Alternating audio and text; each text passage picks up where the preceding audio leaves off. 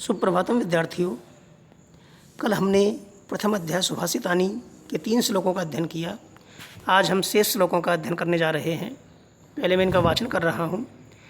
पीत्वा रसम तु कटकम मधुरम समानम माधुर्यमेव जनियेन मधुमक्षिकासौ संतस्तथैव संसज्जन दुर्जनानां श्रुत्वा वचः मधुरसूक्तरसं सृजन्ति। विहाय पौरुषं यो हि देवम् एव अवलम्बते प्रासाद सिंहवत तस्य मूर्धनि तिष्ठन्ति वायसा। पुष्पपत्रफलच्छाया मूलवल्कलदारुभिः धन्या महीरुहा येषां विमुख यान्ति नार्थिने। चिन्तनीया हि विपदाम् आदावेव प्रतिक्रिया न कूपखननं युक्तं प्रदीप्ते वह्निना गृहे। अब हम श्लोक लेते हैं। पीत्वा रसम तु मधुरम कटकों मधुरम समानम माधुर्यमेव जनियेन मधुमक्षिकासौ। अन्वय करते हैं इसका।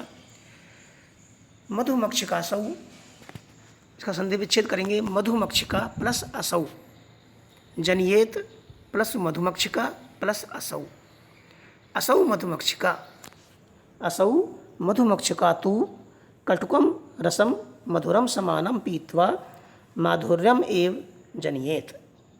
असौ मधुमक्षिका तु कटुकम रसम मधुरम समानम पीत्वा माधुर्यम एव जनियेत। तथैव का संधि विच्छेद होगा। संतस तथैव का संतः प्लस तथा प्लस एव, संतः प्लस तथा प्लस एव, तथा एव। संतः दुर्जनानां वचः संसज्जन श्रुत्वा, या संसज्जन दुर्जनानां वचः श्रुत्वा मधुर सूक्ति रसम सृजन्ति। तथा एव संतः संसज्जन दुर्जनानां वचः श्रुत्वा मधुर सूक्ति रसम सृजन्ति।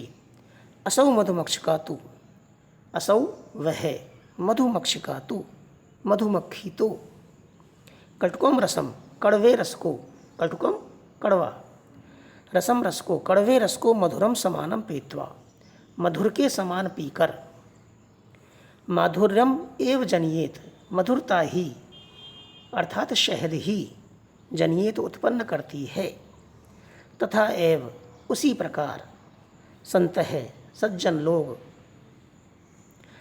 समसज्जन दुर्जनानाम वचः श्रुत्वा, उसी प्रकार सज्जन लोग दुष्ट लोगों के वचनों को, वाणी को सज्जन पुरुषों के समान सुनकर मधुर सूक्ति रसम सृजन्ति, मधुर सूक्ति रस का निर्माण ही करते हैं। अर्थात जिस प्रकार मधुमक्खी पीत्वा असौ मधुमक्षिका, वह मधुमक्खी तु कटुकम रसम मधुरम समानम पीत्वा, वह मधुमक्खी तो कड़वे रस को मधुर के समान पीकर, अर्थात मधुमक्खी यह भेद नहीं करती है कि यह रस कड़वा है अथवा मीठा है। वह कड़वे रस को भी और मधुर रस को भी समान भाव से पीती है और बदले में उसके मधुरता ही पैदा करती है। चाहे वह कड़वा रस पीती है तब भी वो शहद उत्पन्न करती है, और वह शहद हमेशा मधुर ही होता है, मीठा ही होता है। मधुमक्खी चाहे कड़वे रस का फूल पिए अथवा मीठे रस का, इस बात से फर्क नहीं पड़ता है। तो वो इस बात का भेद नहीं करती है कि मैं कौन से रस का पान कर रही हूँ, कड़वे रस का पान कर रही हूँ अथवा मधुर रस का पान कर रही हूँ। उसी प्रकार सज्जन लोग जो होते हैं वे भी दुर्जन लोगों की दुष्ट वाणी को सुन करके भी, वे उनकी दुष्ट वाणी को भी सज्जन लोगों की वाणी के समान ही सुनते हैं, और उसके बदले में मधुर सूक्ति रस, मीठे वचनों का ही, मधुर वचनों का ही निर्माण करते हैं। असौ मधुमक्षिका, वह मधुमक्खी तु कटुकम रसम, तो कड़वे रस को मधुरम समानम पीत्वा, मीठे रस के समान पीकर माधुर्यमेव जनियेत, मधुरता ही उत्पन्न करती है। तथा एव उसी प्रकार संतः सज्जन लोग दुर्जनानाम वचः समसज्जन श्रुत्वा, दुष्ट लोगों के वाणी को सज्जन लोगों की वाणी के समान सुनकर मधुर सूक्त रसम सृजन्ति, मीठे सूक्ति रस का निर्माण करते हैं।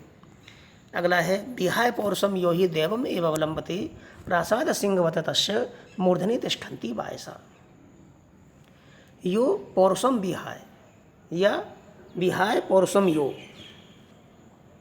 देवम एव अवलंबते का संधि विच्छेद होगा। देवम प्लस एव प्लस अवलंबते, तो यो पौरुषम विहाय, जो पौरुष, पौरुष अर्थात अपनी सामर्थ्य, अपने बल को, अपने पराक्रम को, अपने साहस को विहाय छोड़कर, जो व्यक्ति अपने ताकत को, अपनी सामर्थ्य को छोड़कर, विहाय छोड़कर, त्याग कर, देयम एव अवलंबते, भाग्य पर ही आश्रित रहता है, भाग्य का ही सहारा लेता है। प्रासाद सिंहवत तस्य, महल के शेर के समान उसके सिर पर तिष्ठन्ति वायसा, कौवे ही बैठा करते हैं, कौवे ही विराजमान होते हैं, अर्थात विपत्तियाँ, कौवे विराजमान होने का मतलब है उसके सिर पर विपत्तियाँ ही आती है। आप कभी कहीं बड़े किलों में, महलों में घूमने गए हों तो आपने देखा होगा कि महलों के द्वारों पर शेरों की, हाथियों की, घोड़ों की मूर्तियाँ लगी रहती है पत्थर की। तो यहाँ उसी का उल्लेख किया गया है, प्रासाद सिंहवत। प्रासाद का अर्थ होता है महल, तो महल के शेर के समान। महल का शेर, हालांकि कहने को तो शेर है वो, लेकिन चूंकि वो मूर्ति है और मूर्ति पत्थर की है तो निर्जीव है, तो निर्जीव मूर्ति के ऊपर चाहे कोई भी बैठे, कोई कुछ भी करे, वह कुछ नहीं कर सकता है। तो उसी प्रकार जो व्यक्ति अपनी सामर्थ्य को त्याग करके केवल भाग्य का सहारा लेता है, वह भी उस मूर्ति के समान ही है। उसके सिर पर हमेशा संकट आते ही रहते हैं। अगला है पुष्प पत्र फलत छाया मूल बलकल दारो भी धन्या मही रूहा ये शाम विमुख यान्ति नार्थिने। पुष्प पत्र फलत छाया मूल बलकल दारो भी, इसमें वृक्षों की महिमा का वर्णन किया गया है। अन्वय भी लगभग इसका ऐसा ही इसी तरह है। पत्र पुष्प फल छाया मूल बलकल दारो भी,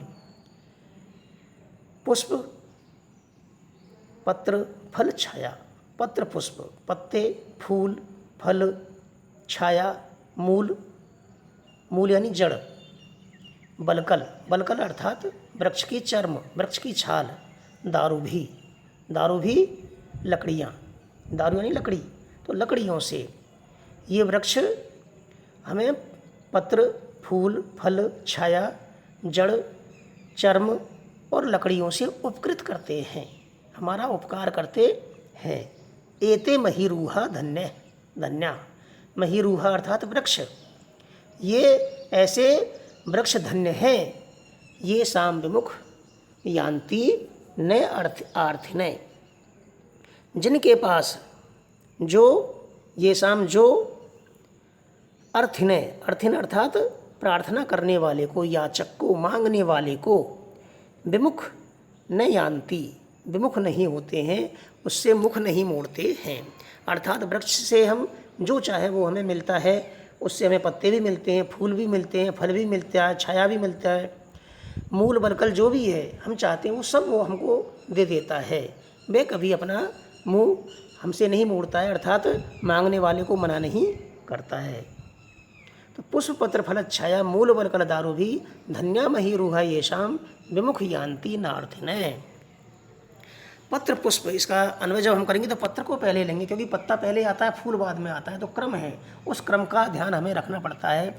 तो पत्र पुष्प फल छाया, पत्ते, फूल, फल, छाया, मूल, जड़, बलकल, वृक्ष, चर्म, दारू भी और लकड़ियों से वृक्ष हमें उपकृत करते हैं। एते मही रूहा धन्या, ये वृक्ष महान हैं, ये शाम जो आर्थिने, अर्थिने अर्थात मांगने वाले के, याचक के विमुख ने यान्ति, विमुख नहीं जाते हैं, उसके विमुख नहीं होते हैं, अर्थात उससे मुख नहीं मोड़ते हैं। यान्ति यानी होते हैं।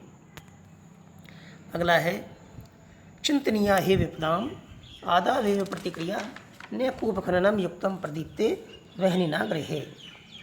इसका अन्वय करेंगे विपदाम आदौ, आदावेव का संधि विच्छेद होगा, आदौ प्लस एव, तो विपदाम आदौ एव चिंतनीया ही प्रतिक्रिया, विपदाम आदौ एव चिंतनीया ही प्रतिक्रिया गृहे प्रदीप्ते वहिना, गृहे प्रदीप्ते वहनिना कूप खननम न उपयुक्तम।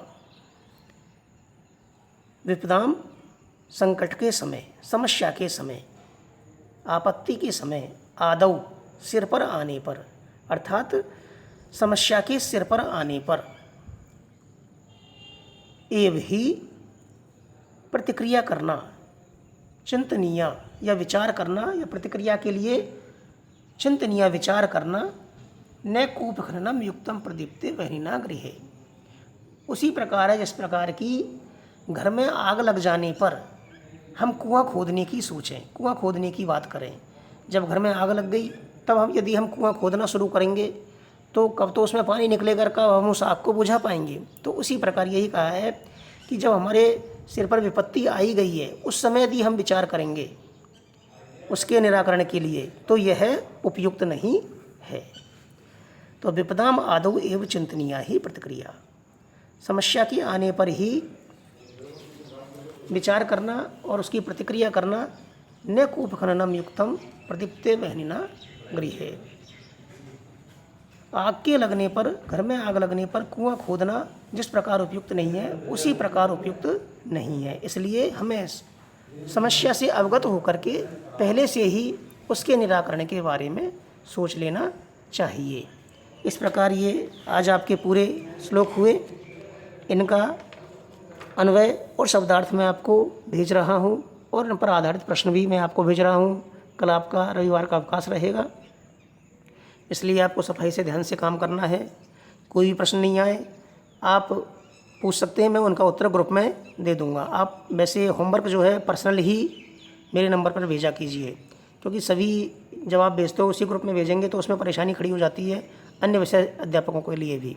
इसलिए आप मेरे नंबर पर ही अपना होमवर्क सबमिट करें। और कल का आपका अवकाश रहेगा, कल भी आप भेज सकते हैं। आज शाम तक यदि नहीं भेज पाएँ तो आराम से सफाई से काम आपको करना है।